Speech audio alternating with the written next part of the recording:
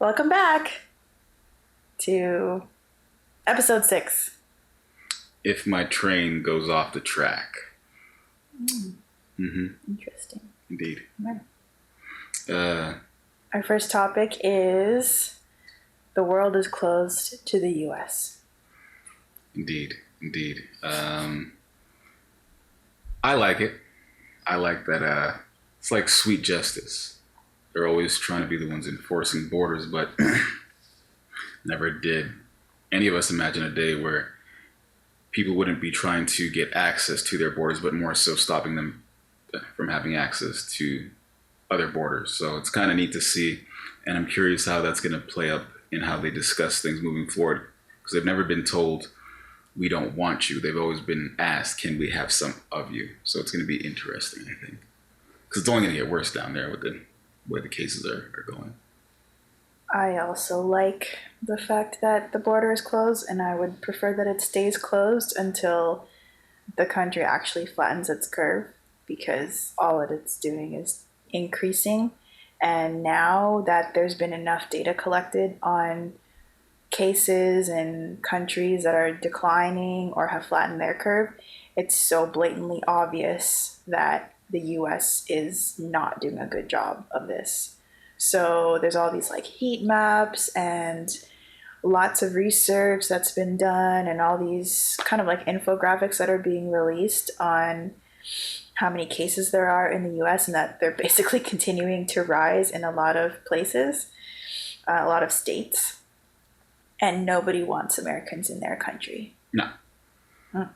Least of all, like I read about the Mexican border, like denying Americans on July 4th weekend. Nice. So they were like, no, you could cross, but we're going to turn you away. And even like citizens, not even the government, I think, or maybe the mayor of Mexico City, something like that. I can't remember the exact details, but they wanted to like create a blockade of cars. Just like the citizens were just like, we're gonna stand in the middle of the highway. Yeah, we're gonna make a wall, and we're not gonna let you in. And I thought that was a great idea. And lots of them, Canadians too. There were Americans who were like hiking, I think, in Alberta or BC. I think we talked about this last time, but they're getting fined. They're basically in violation of like everything that's happening with the pandemic in terms of border closures. So I think it's good. Yeah, keep them out. I think how should I phrase it? I don't feel any type of guilt or shame for how blatant I am about believing in general. As a generalization, I understand each individual is an individual, and you can encounter many types of individuals, but Americans in general, their ratio of stupid to not stupid is extremely high, and it leads to a concentration of stupid thought, aka groupthink, and they have a lot of it. Let's open these borders faster. All the Republican states or Republican-led states that said, nope, we're going to prioritize the economy, letting people earn a living instead of earning a life in a weird way. Now all these spikes in cases in all the states, and it's going to just spread like a virus. It already is. You know, if countries open up their borders to the U.S., it's going to spread just the way that the U.S. it's spreading within the U.S. Yeah. So if it's spreading like that internally, you probably don't want them to spread externally. And it seems like every other country in the world is doing a way better job than the Americans. Even the places that had really bad cases of the virus when it first started, they respected it.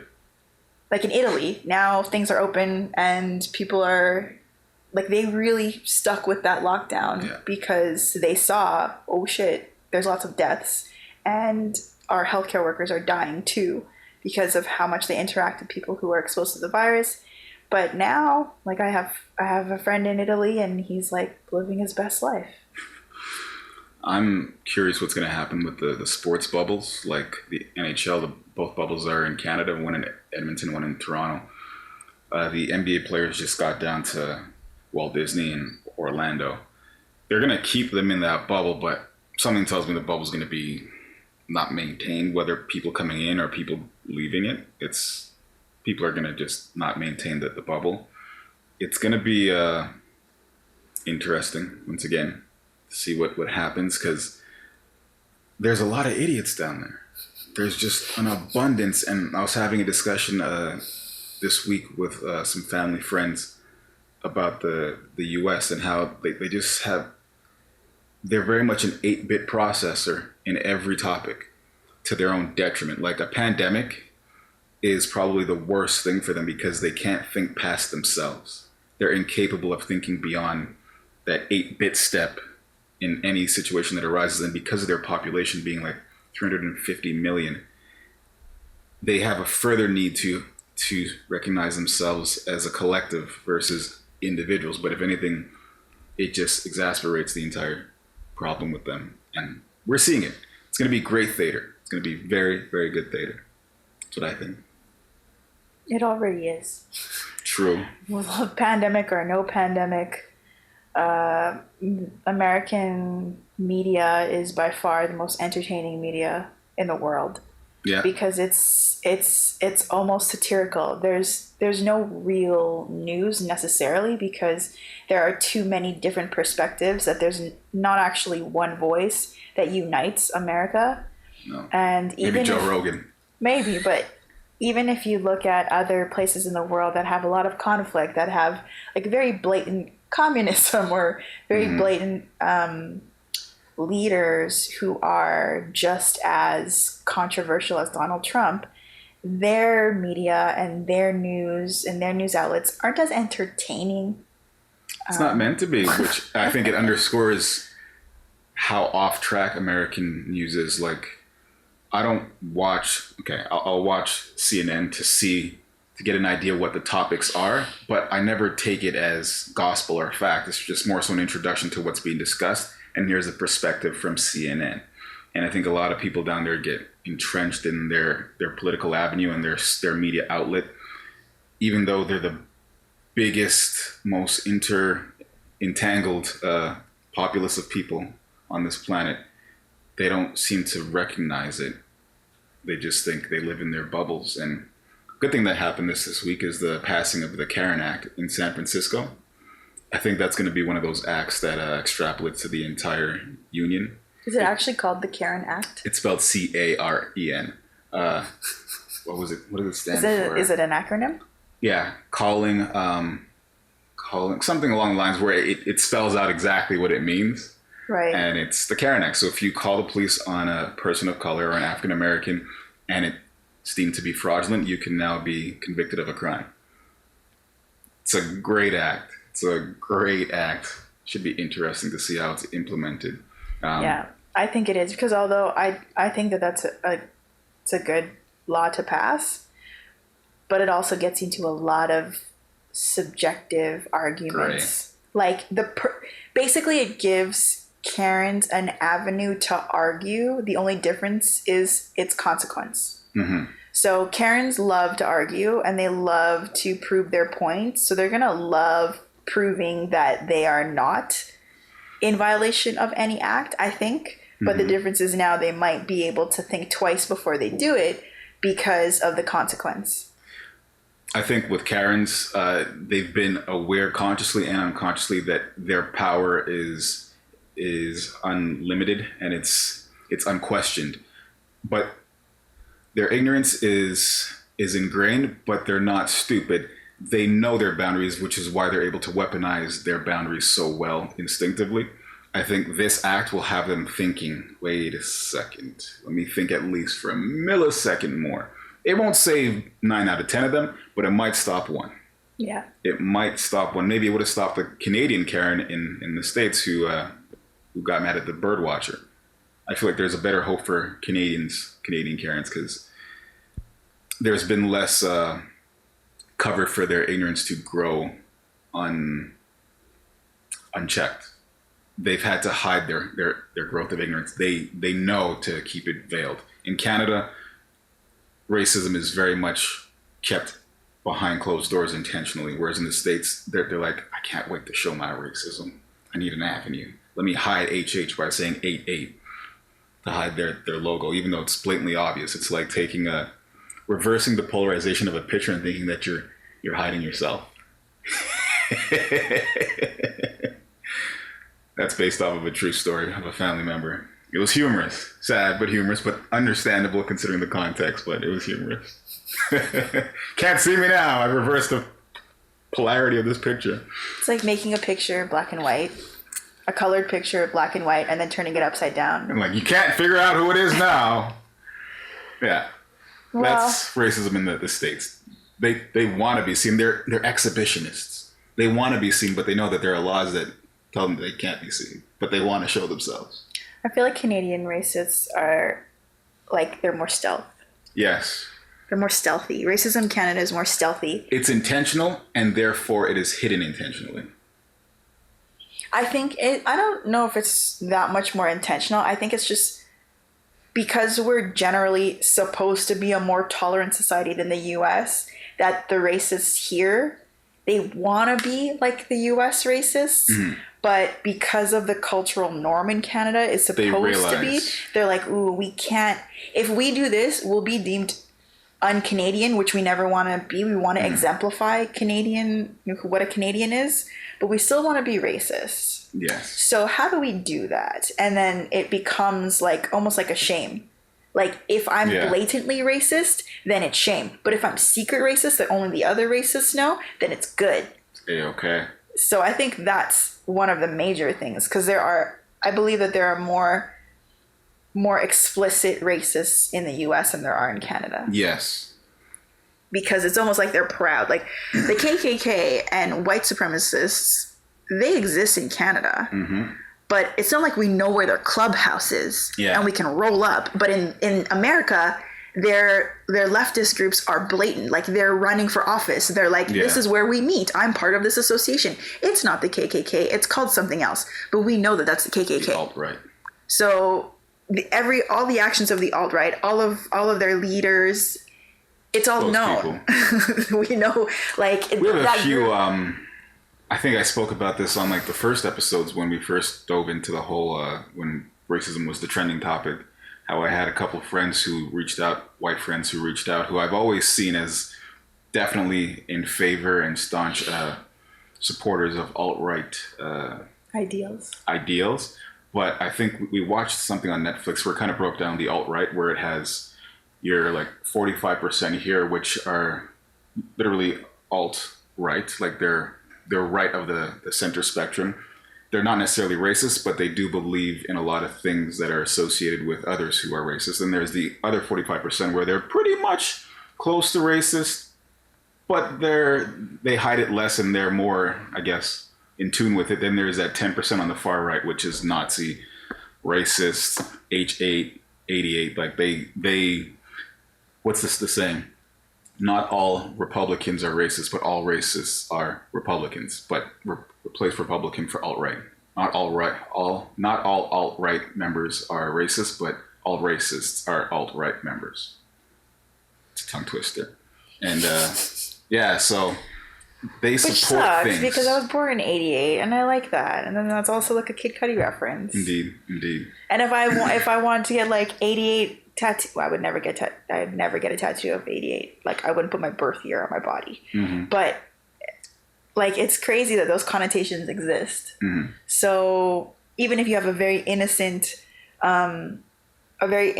relationship with something that is symbolized with obviously a very controversial component of humanity, or you didn't know, or was pre-existing, then you get into these you get into these debates about whether or not those things can only mean those things. Indeed.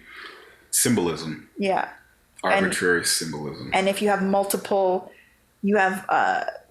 symbols for different things, or the same symbol for different things, then you kind of get into trouble, because like I contemplated getting the Ace of Spades tattooed. That's probably a terrible thing to get tattooed because it's the Ace of Spades. Why?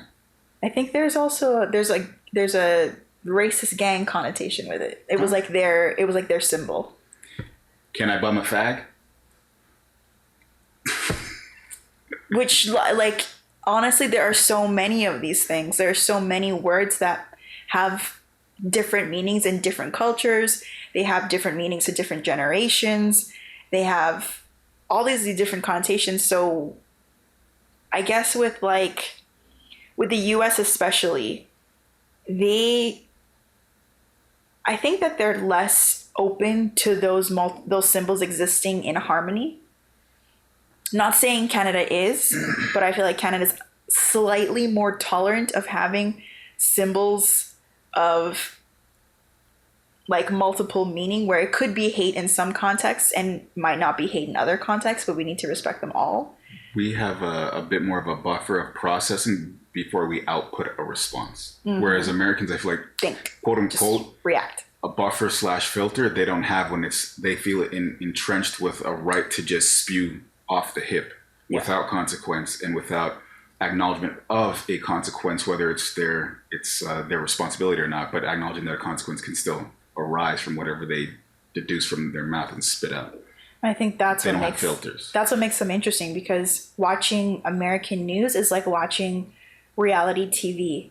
It is reality TV. It's the exact same formula as Keeping Up with the Kardashians or Real Housewives of Atlanta. Let's see what happens. Or whatever. There's a mixture of scripted components, which we know those reality TV shows aren't 100% real. They do have scripts. They do have things that they cut and paste and they edit to convey a certain story. That's the exact same thing with Fox, CNN, TMZ. Doesn't matter what news outlet. It's just their choice of cutting or their choice of editing. They all got a narrative to pursue. They all have a different voice. So they need to cut and edit to suit that voice. And I think that's what makes American media and watching like the state of that country, just watching it like a reality TV show and not have to really be living there. Technically, we're still a part of it because we're a global society and they're our neighbor. So a lot of what they do affects our economy and affects our society. But it is funny because it's so satirical. It's ridiculous. Where you can like, why? Like everything about Donald Trump is pure comedy. Like if someone were to write a movie about his tenure as president, it's gonna be a comedy. It'd be hilarious. It'd be like that claymation movie that you made me watch. America. What's it called? Fuck yeah. Is that what it's called? Team America, World Police. Team America, World Police. Basically that. It's uncanny. I can't believe I watched it, one. But two, after I did, I'm like, this is America. It's irrelevant right now. All you need to do is put a little orange figurine in there doing some stupid things, and it's the perfect movie. Interesting times. Next topic. Jada Pinkett Smith and August Alsina and Will Smith. Yeah. Yeah, I guess we should add his name into there. Probably. He's getting all the derivatives. They got all the joy. He's getting all the derivatives. It's interesting. So for anyone who isn't keeping up with the times, the latest scandal, you could say, is that August Alsina, who's an R&B artist, has come out of the woodwork after having no music for many, many years and just released an album, but also did a couple interviews. With Angela Yee, our favorite interviewer. With Angela Yee about his relationship or his goings on with Jada Pinkett Smith. So all this came to the forefront. Everybody was memeing the shit out of. Ooh, it's raining. Nice. Everybody was memeing the shit out of Will. Like my favorite one was the Men in Black one, where Will puts up the Men in Black thing, hoping that he can erase everybody's memory, knowing that August fucked his wife. Look here, everybody. Look the glasses. That was a great one. That was an awesome one. But it finally got to a point where I guess it was kind of like the irony of it that Jada wasn't bringing herself to her own table was getting more and more loud. Like the silence of her table was getting louder and louder. And that was the most humorous part. Is like, when you come into this table. And he only gave us 12 minutes, but still. He said, okay. Her and Will sat there. Will looking like he just finished crying and eating like 15 tubs of Haagen-Dazs like the past week. Man looking like he can't say nothing. I didn't get that vibe from Will. He didn't look like he's been in the best space emotionally during this process. He looked like he was doing his best. That was strong front. I think so, but I don't think he's been crying about it. I think because they started out by saying this happened 4 years ago, and that Jada didn't talk to August for like years, and she still hasn't spoken to him during this, which is what they said in that red table talk. And so I think they're like, from Will's end, Will looked like a Claffy. No, you're a Claffy. So he could still look like what? I think Will looked like he thought that this was done because it was part of a painful process for both of them, as they were both describing. Because, well, what they said was they were separated. They were separated, and Jada went and got hers with August Alsina. But no, she didn't get her. She had an entanglement. She said she had an entanglement, and Will was like, "What is that? Because say what's real." So that I thought that part was funny. I thought that Will asking her to specify what entanglement meant was, let's call a spade, speak in normal terms, stop, just say what it is. I think his reactions to her slight evasions underscore what is the iceberg beneath the water that we're all seeing on that red table. Like him saying, I'll get you back for it. I think he's doing his part to be a life partner and come to the table with her. But I think there's a lot that the red table didn't show, will not show, and has not shown as to what's happened. Like, so Joe Budden said something, he's like, even if these allegations ain't true, that household is fucked right now. And I think the red table didn't show us the fucked household, it just showed us the tip of the iceberg saying, yes, this happened. I think what it's kind of equivalent to in terms of the feeling of what the fucked over partner was experiencing is the same as Eniko and Kevin Hart. I saw some of the way that Will Smith was reacting was the same as the way Eniko was reacting, or what, like, of the very few things that she's opened up about in media, because she hasn't really talked about Kevin Hart's cheating, and it wasn't cheating, so it's a different situation, but the impact on that partner was still felt. Yeah. And I saw a commonality between those two. I think Will was like annoyed and hurt that it had to come back up again. Will looked like he didn't even want to move an inch of his body. I think he didn't move. He didn't want to talk about it. He didn't want to be there. Of course not. But he's a great actor. But also, why would you want to address something that you thought was like dead and gone from years ago, and then all this shit is coming back up? And maybe there are things that he didn't know that came out through the media. That's what I think has brought. Yeah, I think there's a lot where she's adding vagueness to certain. She's not adding clear corners to a square. She's kind of rounding the edges, and he's calling. And you could see even in that red table where he's like, "What? So what was that?" I think there's a lot more of that that's happened behind the cameras. I think what it is that at the time that they dealt with it 4 years ago, she wasn't fully transparent on what transpired. So and then they got back together. She kept saying, through that entanglement, I realized a lot of stuff. Mm-hmm. Then she went back to Will, or they got back together, and they both kept saying, well, he said some interesting things, because he was like, I was done with you at that point, which means even before, probably when they separated, the time they decided to separate, it was like this is probably the end. Yeah. That's how they were conveying it, or else that's what I felt like. Will was ready to be done with it.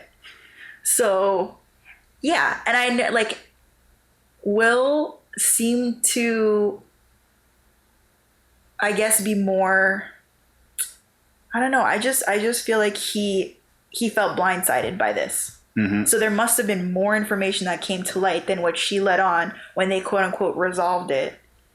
Yeah. And so he's having to deal with that in the media, which is already difficult to do when you're not in the media and you're not famous. So I assume that that's what his reaction was. Like his body language reflected the fact that he was blindsided, and he's asking her to be specific, like say the right words. Yeah. So that there's no miscommunication this time around. I don't want no more of this. Yeah. And that's why he said, I'll get you back. And she was like, no, I think I've been got back, because I think she's dealing with the repercussions of her poor decisions in their communication. Because it's not, I don't think that like, I think people are really hung up on her getting together with August Alsina and that being a thing. I don't think that that's what Will's annoyed about. I think he knew whatever. It's the fact that she didn't disclose it. Like, he didn't still got say it. blindsided from this. Yeah. Unfairly. When he thought that he knew whatever it was, their entanglement.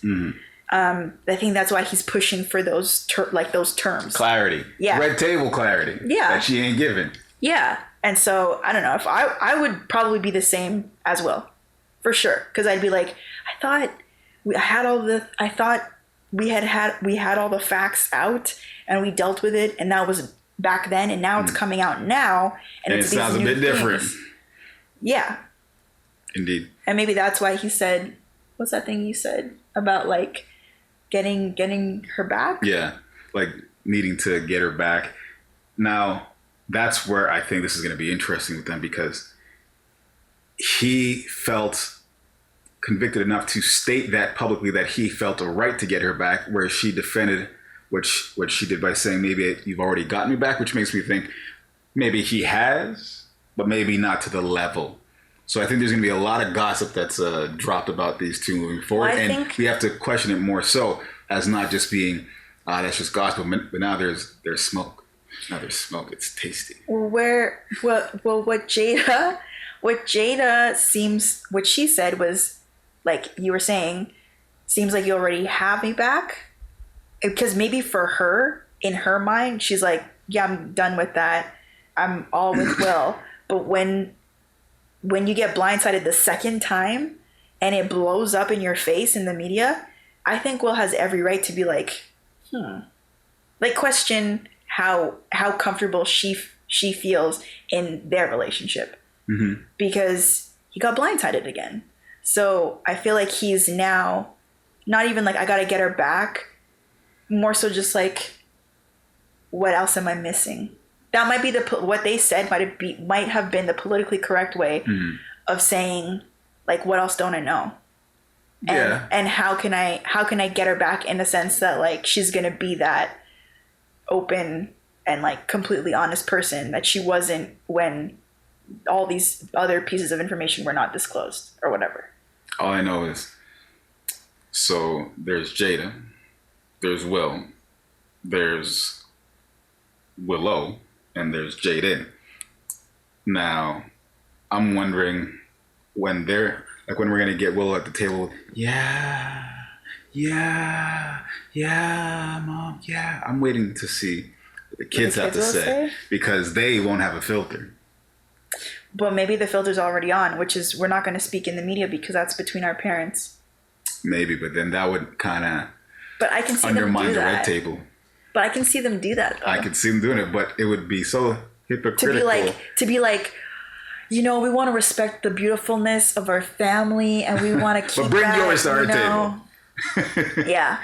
This is going to be fun. America is a sitcom everywhere you look right now. It's going to be fun. November is going to be amazing. Why November? That's when the elections are. But everything's just going to come to a crescendo, because everybody's going to... It's like... But what does the election have to do with Jada and August? I'm going to cue you in. See, a rising tide lifts all ships. When the heightened emotion state of the states reaches a crescendo in November, everything's going to get bubbled up. So you think that everything, all of the pressures of Jada and August and Will are going to affect the voters? No, not affect the voters. I'm saying that the same environment is going to affect everything that is transpiring in that country in some way, like how the moon affects everything about the earth. Don't use that. Don't you dare. Science. I taught you that. I don't know about that. Excuse you. We watched the same documentary at the same time. Remember it. No. I didn't want to reference it because I didn't recall it accurately. So I said I'll watch it again. Yeah, and then? And then it taught me again. I don't know what kind of delusion of grandeur you're I pointed out. I reminded you. That I had watched it? No, that was in the documentary. No. So you had let the words leave your mouth, but that doesn't mean that I needed them. Yeah, but I told you that was in the documentary. That doesn't mean that I needed you to tell me. But you said you didn't remember. No, I said I don't recall accurately to discuss it. This is what you call backtracking. Some would say. I ain't that. I ain't him. My drum sounding sweet. Anyways, Jada and Will be an interesting. Indeed. If anything comes out after this, because what could happen is it's just like the next thing comes. Someone else has a bigger controversy, or someone else does whatever. True. A lot of people are saying that August shit is just him promoting his album, which it's always the case. That's money right there. He's got to monetize his life. His album is probably a reflection of his life. It's fair game. It's fair. It's not how I would do it. That's fair too. It's not how I would do it. I'm not gonna, like, something that happened ages ago where that relationship, it's gone. It's because he's butthurt. So if somebody's butthurt about something, obviously they're gonna react a certain way, or they're gonna be like, I'm butthurt. Let me use this in this way because that's gonna benefit me and I'll feel better. But I wouldn't do that. That's fair. That's fair. Some people just want to see the world burn. They certainly do. Hey, let's smile on your face. Got big teeth. Is there anything else on that topic you want to talk about? What is their life partnership? What does this thing look like versus a relationship? Jada and Will. Jilla. Willa. Well, Hello. I really think that I think that the only difference is that a life partnership, I think you can only really say that after you've lived a certain amount of life together. That's like fair. A relationship could be as short as a week, could be as long as 5 years, but a life partnership means you have like really transformative life experiences that are experienced together that you've still come out of together somehow, whatever that looks like. But it's like way longer. I think it implies a longer process than just a relationship. And that a relationship doesn't have to necessarily share life. You can have a business relationship. You can have a financial relationship. But a life partnership means all your experiences and everything that encompasses you as a person in your life, you share it with someone else. And that doesn't, I think this is the PC way of saying, like, this is the better term than people would use, like, married couples, because you don't have to be married to share a life with somebody. True. So that's how I would differentiate the two. One implies some sort of longevity. The other one has many definitions, like many contexts, and can be small or short. Like a life partnership is a type of relationship, I think. Okay. Fair. I think that's about it for Will, Jada, Noah, whatever they're called. All that good stuff.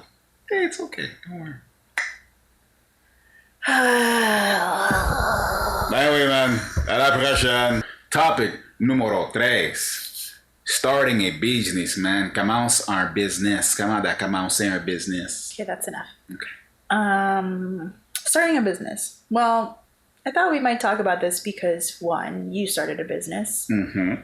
I've tried to start businesses, and I'm trying to start a business. And lots of our friends are starting businesses. Mm-hmm. And I wanted to talk about it because I feel like it's not that hard. Like technically, no. Like there might be a lot of barriers, but the actual process is not streamlined. Yeah, like there is a process. So where the difficulty is in like removing the barriers to get through the process. So I think there are a lot of barriers to starting a business, but that doesn't necessarily mean it's difficult. True. I think a lot of people are mystified about the process, which makes it appear to be more difficult to technically commence a business. I think you just got to know that the laws of your jurisdiction, whether they be provincial, state, federal, whatever they may be, figure out what you want to do, figure out who's doing it, figure out why they are doing it right, why others are doing it wrong. Kind of just do your research. And as long as like you're not reinventing the wheel, you're kind of just adding a different style of wheel to the marketplace. And just kind of talk to people, know people who are doing things I think the technical hurdles are the ones that are the hardest to overcome. But once you jump at those, I feel like it's a sprint after that that feels joyful most of the time. But like just making sure you have your HST, GST numbers, your business numbers, blah blah blah blah blah. Getting everything, all of your ducks in order, so when it comes tax season, you are recognized as a business. I think that's the first hurdle, to make sure you have that in your financial house in order, and then the rest is kind of just working your passion that you've researched, which I emphasize, researched. If you want to do something, check your competition excessively. I would switch that order before getting your financial ducks in a row. I think research should be the first bit, because True.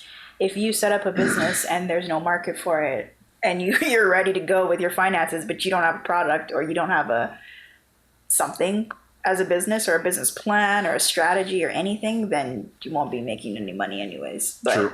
Or you won't be managing any money or managing finances in any way if you don't know what those things are.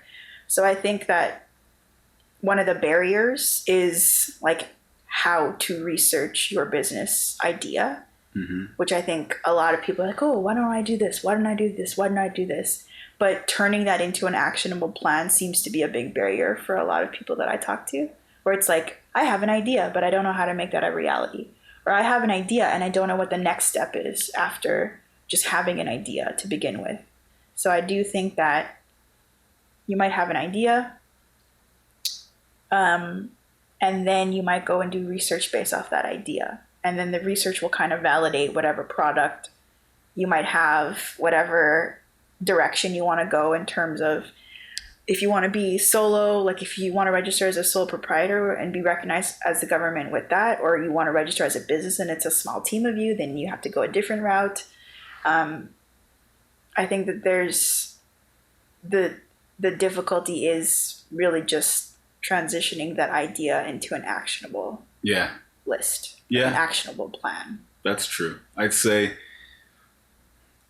get lost in yourself to figure out what you're trying to accomplish. Like, I don't think it's ever wise to start a business on something that you don't care, because it's an easy way to get lost. Because it's in business, I feel like sometimes you are naturally going to get lost in certain things, and it's your give a fuck meter that's going to determine whether or not you push into areas of brightness that illuminate your situation. Because sometimes just being able to run around in circles long enough is what you need. In a weird way, you gotta have the intensity, no, not the intensity, the endurance to always try to keep poking for a new avenue to make the business work. Because there are going to be many barriers that are there intentionally and unintentionally that can easily stop you from moving forward.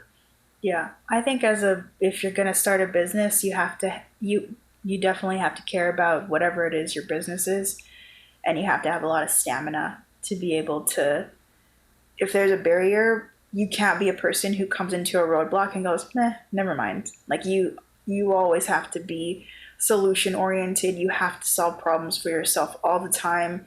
You have to be willing to run the marathon, because I feel like that's what business is. No matter how small or large, it's a marathon to continue running a successful business and continuing to grow it, continuing to stay competitive in the marketplace, pivot your business, expand your business, open your business to new audiences. There's a lot that goes into that.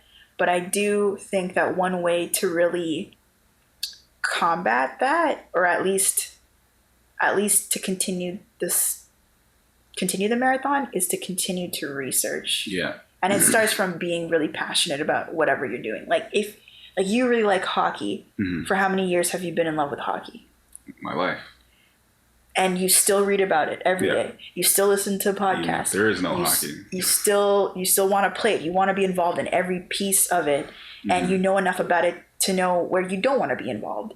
You are interested in like stats. You're interested also in like building diverse opportunities for like especially Black hockey players. There's lots about the game that you're passionate about, that you can foster this relationship with hockey for your entire life. There's a way for me to monetize that in a business avenue if I really wanted to. Actually, I shouldn't say if I really wanted to, because I do want to monetize my hockey knowledge, and I find ways throughout the year, whether it's through my spreadsheet formulas to deduce what players will accrue what here and there, stats, whatever. But I feel like if you love something, you can find a way to find an avenue for yourself to monetize that, as long as you're true about the passion and you're willing to put in the hard work because you're that passionate. Yeah. Flip side, the company that I do put time into, because there's only so much time in a day, it's been about 5 years now with the actual like online presence and officially selling to wholesalers and dispensaries. And my goal was, at this point, was to quote unquote cash out and get the bag from this company. And I have to, it's like going into overtime right now. I have to find the stamina to push for another year or two to accomplish that goal, because I finally gotten to the point where now it's no longer running in circles to get there. I've actually commenced the next step to move the ball into that bag territory, and can't quit now. Yeah. Can't quit now. I feel like your journey has been that, like, that you gave yourself the space to run around. You didn't have to pour everything into your business in terms of time, because you still had a full-time job. So you're a good example of how, like, if you're not the type of person who's going to up and quit everything and go, okay, I'm just going to focus on my business for a year, you can still start a business at a controlled pace where you don't have to give up your day Very job. controlled. You don't have to give up your day job. You don't have to sacrifice your time. If you are willing to have that stamina to put in that work and keep it going for however long until it achieves your goals, I think that's a good example. Because a lot of people think that, especially in the millennial generation, you have an idea, you work really hard in your basement for a year, and then all of a sudden you have Amazon. The Bill Gates or model. Not even the Bill Gates model, the freaking Facebook model. Yeah. That was like the first company out of the millennial generation where people were like, wow, I can be a young entrepreneur. Just build something. And just build something in my dorm room, and it's good. And market it, and that's it. Cutting corners, doing all these things, and building a multi-billion-dollar business and acquiring a million other businesses like Instagram and WhatsApp and all of these things. Mark Zuckerberg is a good example of the entitled millennial generation. Shoot to the moon very, very quickly. And it's a bit of a catch-22, because out of that sort of example, then you have Airbnb, then you have Uber, then you have Amazon. You have a whole bunch of other things that started as these, I shouldn't say Amazon, because Amazon kind of was like a very slow roll. And then it blew up when it became like Amazon Prime. But with Facebook and all the other tech companies, and as like I know, working in startups, it's usually this one CEO who had an idea and went really fast with it. Balls to the wall. Full balls to walls. And there's pros and cons of that. The pro is you could end up like Mark Zuckerberg. Or dead. Or you can crash and burn. Or you can lay off your entire company and not go bankrupt and withhold all of their outstanding wages. You can do that too. That's one way a startup goes out. I like my way better, personally. But I can respect the other way, because when it hits, it hits. But there's a lot of people who go that other route who have the means to do it. Like Mark Zuckerberg was a rich white kid. Who was at Harvard, in his Harvard dorm room? He's already in an environment for lucrative funds. He had access to be able to pour everything into a business. If you're a working individual, if you don't have a lot of money, you don't have a lot of time, if you care for other people, basically if you're not a rich white kid who can go to university easily, if you didn't go to university, if you don't have a degree, that doesn't mean that you can't start businesses. Indeed. Me and my friends growing up, so there was the grade above us. We always called them Neverlution, because they never evolved. They seemed like we never respected them as older, because we were like, you guys are retarded. We have no respect for you. You're all dumb, slow, ugly, useless, unathletic. Yeah, I said it. Yeah, no, this is the way we spoke to them. And we treated them like trash, and we'd steal their bench. It was high school stuff. But this is going to be a slap in the face to a lot of my friends, but in reality, like we were doing the same, just to a lesser degree. We weren't evolving. We were in evolution 2.0. We weren't doing much, but I feel like with time, I personally have tried to break that mold, and I feel like a lot of my friends are at that stage as well right now, and it's a it's a proud moment and a fun moment because it's fun to run as a relay team versus a single track runner, and it's nice. And I think for small businesses, I think if you're the person who's further along than a circle of people who you want to care for versus like the Mark Zuckerberg model, but you want to really like grow something that it benefits all people around you, like sacrifice your knowledge, your time to bestow your knowledge, because it's like they could go spend hours somewhere else paying for that knowledge, but that's the head start that you can give them. Like my head start was you helped me with my website. Whatever head start you can give somebody else, if you care, try to provide that if you can give it. Just a website. Yeah. A monetized e-commerce site. Yes, Not just a monetized e-commerce site. What else? You also received marketing consultation. Yes, marketing consultation. Yes. Which is a lot to grow a business. You need good marketing. Thanks. Muchas gracias. But as you were saying, it is definitely like if you have knowledge. I don't run a business myself, but I'm with enough people. I have enough experience working with CEOs, business owners, people who have started their business, consulted with them and helping them with their growth, that if I can do that for my friends, I'd rather do it for my friends than do it for people I don't know. And if I know my friends want to start something, I'm 100% there. And they're passionate and they're sincere about putting in the hard work. Yeah, because for me, it's almost easier if it's not my business. I think I was saying this to you. If it's not my business, I can see a path really easily, and I just think in my head, it's not that hard. Let's just get it going. Like it's not difficult to see the action plan for me because it's not my business. It's not what I can look at it more objectively. Yeah. So that's where my value comes in for helping out people that I know with their businesses, is because I have enough knowledge from seeing the way other people worked in their businesses to see where they came from. And even though I wasn't necessarily a business, like working in business development, when you work in marketing and you work with startups, they're at year one. Like they don't know how to allocate their spend. They don't know where to pour their spend. Their only knowledge lies within. A wild dream. For some of them, like some of the people who are starting now, they're developers and they have a business idea, but they don't necessarily understand growth.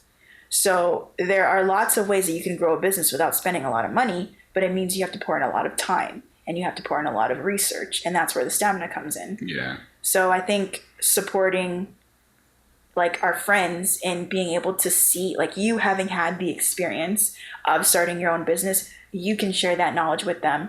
And then because of the network that you've built from growing your business, you can leverage that. You can leverage your network. For me, it's the same. Although I don't have a business, I've worked with enough businesses and consulted on enough of them that if my friends have ideas and they're like, oh, I want to do this thing, I can go into my Rolodex of examples and be like, okay, cool. This is a business that's very similar to you. That made sense for you. Here's some things that they did. Here's X, Y, Z, and just set that up. Yeah. It just makes sense because I don't feel like it's that difficult. Like if you are really good at making things and you want to sell your things, you don't even need a website anymore. You just need an Instagram. Yeah. And you can link your Instagram to an Instagram shop, and then people can purchase through your Instagram. There's lots of people who've started businesses during quarantine through Instagram, and they take e-transfer through Instagram. Everything is through Instagram, and it's free. So if I know that, but there's somebody on the other side who's like, oh, I'm not sure. Yeah. How does this work? How does this work? And they're afraid of like, oh, I don't know if the government, look, if you're just starting out and you haven't registered, but you're making money this way, you don't have to report it. It's under a certain amount of dollars. Mm-hmm. As soon as you start to see that this is sustainable and you're going to do it for longer than the quarantine, then you can start looking at the legalities around that. Figuring out, hey, you know what? I had to put gas in my car for this meeting. That's a write-off. Hey, I had to purchase this to complete this deal. Without this purchase, this deal would not have come to fruition. That's a business expense. You write that off.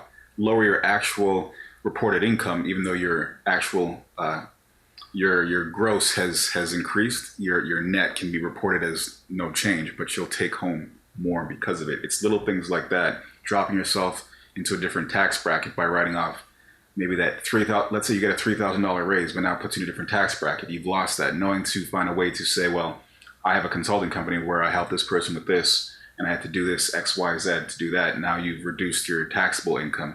Now you're taking home your actual money.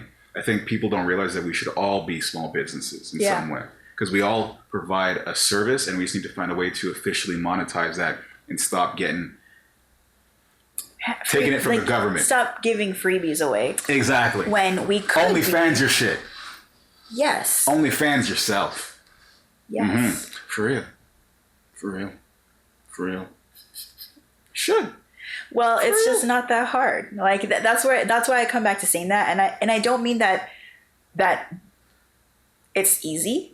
That's not what I'm trying to say. I'm saying that if people are afraid for whatever reason, they're like, oh no, I don't think I can do it. That's to me not a good enough answer. I think everyone is capable of starting a business. It's just about removing those barriers. Doing the research, changing your mindset for sure. Like your mindset has to be solution oriented. Yeah. And even if your business doesn't, like let's say you do it for 3 years or even a year or 6 months and it fails, the experience of starting a business and knowing all those things, that's a huge transferable skill when you're looking for jobs, like a full-time job by an employer. Yeah. For you to be able to speak to that and say, actually, I started my own business. I did it for this long. Here's what I learned. Here are the roadblocks. That's a You've been a CEO. Yeah, that is a huge talking point in an interview, and a really, really big transferable skill that people only see the failure. They don't actually see how that's going to benefit them going forward. Even if you tried 3 different businesses and they all screwed up, the learnings from that are invaluable because that's great. Okay. Our last topic, in parallel with last week, is to share our Drake versus Jay-Z 40 versus 40 track listing for a fictitious versus episode. All right. How should we share this? Should we put up a graphic above us? Yeah, we can. I'll figure that out. But okay, we're gonna go. I guess what we'll do is we will take each. We've written lists separate so we can compare. And I'm gonna put them side by side here so that we can see them. So we'll just go artist by artist, I guess, because I can't match them up. Sure. I can't go and match them. Okay. Well, I will read out of my Drake list. All right. Go for it. And if you had something similar, then we will notify that we have the same song. All right. Cool. Okay. So I had Something. Did you? Yeah. We'll we them. Cool. So they're the same. And then I had Girls Love Beyonce, which Got we it. put exactly in the same. We put them in the same order. Nice. order. I then had 100. I got it. And then I had Houston, Vegas. I got it. You do? Mm-hmm. I thought you hated that song. Nope. Where is it? At the bottom. There it is. And then I had Bria's Interlude. Got it. No. Mm-hmm. Yes, you do. Then I had Only I did not add it. as a feature. Mm-hmm. I had Problems as a feature. Did not. So we included features. You got Bria's interlude twice. I wrote it twice? Mm-hmm. Oh, shit. It's okay. No, you Here's didn't. something. Yeah, it's right there. Oh, fuck. Okay, anyways. Yeah, we added features, and it's not necessarily to say that I like the whole song. Mm-hmm. It's that I like Drake's verse. I agree. Exactly. Mm-hmm. I had Brand New. I got it. There's your Brand New. Mm-hmm. Brand New. Then I had Marvin's Room. Nope. I had No Lie. Got it. See that. I had Poetic Justice. Got it. See that.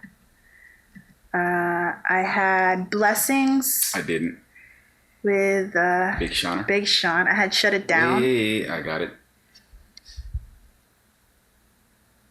You had Shut It Down? Mm-hmm. Oh, I see. Put these early albums down here. I had Unforgettable. Nope. Light Up. Nope. Look at What You've Done. Oh, I meant to put that, but I did not. Okay. Well, I had that. I had Doing It Wrong. Do I have that? Nope. Nope. I had Take Care. Got it. Last track. It's hard because that whole album, Take Care, I could put that whole thing on. And okay, full transparency, we did this like 10 minutes before. So I didn't get a chance to really think. Too Much. Got it. Where? Too Much. I had All Same Me. version for me as well. I just didn't write it because I can't type. All Me. With the fourth Drake verse. Oh me, oh me, oh mine. Yeah, it has to be that one. Not the one that he released on The album. On the album. No. Not that one at all. I had Wu-Tang Forever. Nope. Own It. Nope. The Language. Yep.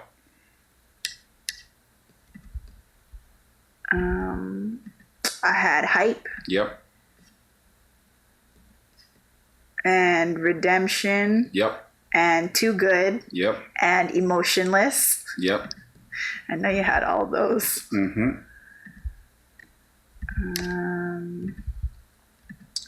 Redemption, Hype, Know Yourself. Did I have that one? Yeah. Wait, Hype, Redemption, Too Good, The Language, Emotionless, and The Language. I had Jaded. Got it. Jaded, Free Smoke. Oh, I forgot Free Smoke. I like that one. Shite, man. I had Free Smoke. I had George's Interlude. Got it. Oh, you did.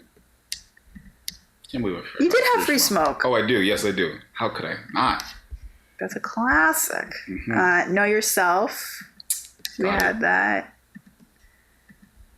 I had Jungle. I don't think you have Jungle. I had Trust Issues. Nope. I had How About Now. I had Final Fantasy. Yep. And I had Finesse. I got that too. And then I don't know, I struggled here. I struggled with these last ones, but I put in Sicko Mode. Yeah, I put Sicko Mode because I liked, when I didn't know it was a Travis Scott song and I thought it was just a Drake song, I really liked it. Well. Because I liked his verse. Well, I like when Drake comes on. And then Trophies. I forgot why I liked that. Yeah, that song. Yeah, I think I like that song. But I might be mixing that up with another song that came out at the same time that's not on an album. Okay. And then the last one is the feature All of the Lights. All right. So You actually missed one. No. Yeah, 42, because the first two. Well then. The one you forgot. I will add Look What You've Done. There. Look what you've done. Okay, so that's my list. What are the extra ones that you had on your own? Don't stop. Pop that, pop that. Then Rico with Meek Mill. No, I don't like those songs. Killer with Nipsey Hussle. Messages from You. Cameras / Good Ones Go. The Real Her. Worst. Connect. Legend. Western Road Flows. Faithful. Sandra's Rose. Oh, I thought I had Faithful. That was the one that I was supposed to put instead of Bria's Interlude. There you go. Okay, that was Sandra's Rose, March 14th. Blue Tint. A Night Off. All night. And Fireworks. That's a good one. So I'm really going off, you know? The thing is, those like first three albums, I can listen to them without skipping. All right. Let's go into Jay. Okay. Go for it first. Me? I have Can I Live? Nope. I have Can't Knock the Hustle. Nope. I have Cashmere Thoughts. Nope. Always Be My Sunshine. Nope. Where I'm From. Yup. Here we are. I had Can I Getta. For real, eh? Nope. I respect. Look, there you go. N what? Nigga what? N who? Nigga who? I got that. Where? Top. Oh. And then I had Big Pimpin'. Got it. Oh, we put it in the same order. There you go. No, we put all these three in the same order. Nice. The next one I had is That Yo Bitch? There you go. You put that in the same order. I Just Want to Love You. Give It to Me. That's what I have it listed as. It's at the bottom. Give It to Me. Oops. H to the Izzo. I got that. Girls, Girls, Girls. I got that. You Don't Know. I got that. Never Change. I got that. But I put Heart of the City in I too. didn't. I like that song. But you put these in their same order. Mm-hmm. And then Song Cry. Mm-hmm. I have that as well. Go. I put Girls, Girls, Girls Part 2. Did you put Never Change? Yeah, you have Never Change. I have Never Changed. I put Excuse Me Miss. Nope. What More Can I Say? Nope. Dirt Off Your Shoulder. Yep. It's a classic.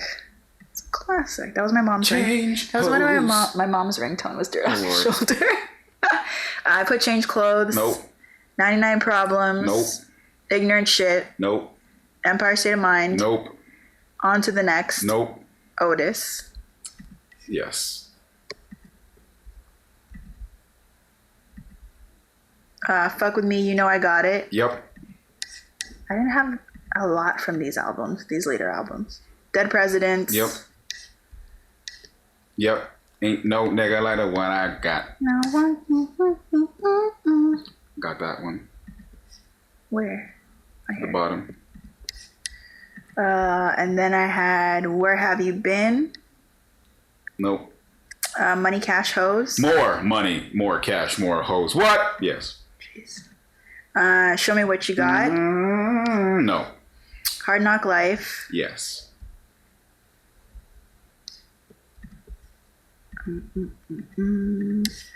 Then I had Monster. Nope. These are features I think I put now. Monster. Seen It All. Nope. So Appalled. Nope. The ones with Beyonce. Boss Nice. Black Effect. Nope. Nope. Nope. And then Welcome to New York with Cameron and one other person. Welcome to New York City. And you're missing one for Jay-Z. Then I will add.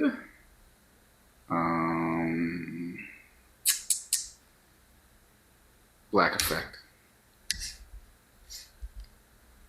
Yeah, on the Carter's album, I only like the songs that were Jay-Z Trust dominant. It was really obvious too. I was like, not that one, That's not that one. The Jay-Z dominant ones. That's why. Okay, name yours. All right. So the ones that you didn't have, Regrets. Mm-hmm. This Can't Be Life. Takeover. Oh, that's a good one. Mm-hmm. Blueprint. Mama Loves Me. Wait, you have that, no? I thought I wrote that. No, I didn't write that. Dang it. Nope. I'll be honest though. Okay, if I could put Blueprint as one submission, because that's another one I can't skip that. The Watcher 2 from Blueprint 2. All around the world from Blueprint 2. Somehow, Someway from Blueprint 2. Lucifer, Not Enough for Morning from the Black Album. Oh My God from Kingdom Come. The Joy from... The Joy? Yeah. The Joy. Have a little sugar. The one with... oh, that's off Good Music. No. Not Good Music. What's the name of the album again? Watch the Throne. The Joy. Ham. Yeah, but that's Tom off Ford. of Good. That was a song that was originally a Good Music song, and then Kanye put it on that. Oh, no. Tom Ford. That's a good song. Story of OJ. I'm feeling it from the high that you get from the sky, and change the game how we suppose. And then popping tags, the bounce, and then black effect from the chorus. And that's our lists. Yeah, a lot of crossovers. Yep. A lot of crossovers. We have. And a couple that I should have picked. Your picks, there are 2 from the Jay-Z one I should have picked. Thank you. And one or two from the Drake that I wanted to pick too. Fair enough. And that's that. They're pretty even. Yeah. The Jay-Z one's just a little bit more controversial. Not controversial, just different. Yeah. I'm sure we would think of, if we had more time, if we gave ourselves more time, didn't forget. But I think that's what makes it better, when the things that come to your mind quickly. It's more on the fly. Yeah. I'd say C'est bon? Yeah. So that's our episode for this week, which was called If My Train Goes Off the Track, Pick It Up, Pick It Up, Pick It Up. Back on the scene, crispy and clean. Why did you pick that? It sounds good. But it is also a De La Soul reference. Yep. Anyways, well, nonsense. Never mind. See you next week. Ciao.